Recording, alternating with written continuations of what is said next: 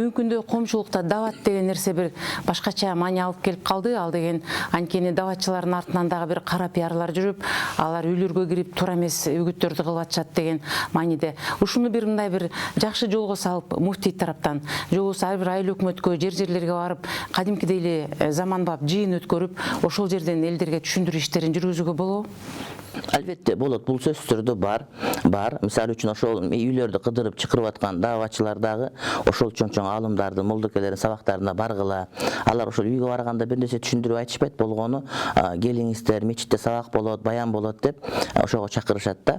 Анткени даваттын тартиби боюнча барган учурда аларга бир нерсе түшүндүрүүгө тыюу салынат. Алар түшүндүрүп айтышпайт, анткени даватта жүргөндөрдүн илими бар болуп калышы мүмкүн, жок болуп калышы мүмкүн.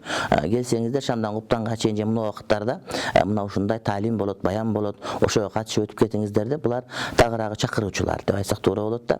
Ал эми мечиттер атайын адистешкен, диплому бар, ошол жерде сынактан өткөн атайын молдокелердин сабактарына келип катышышат. Ошондуктан мындай даватчылардын иши менен молдолордун ишин эки бөлүп караган бул мындай бир аз түшүнбөстүк мамиле. Бардыгы бир бүтүндүк.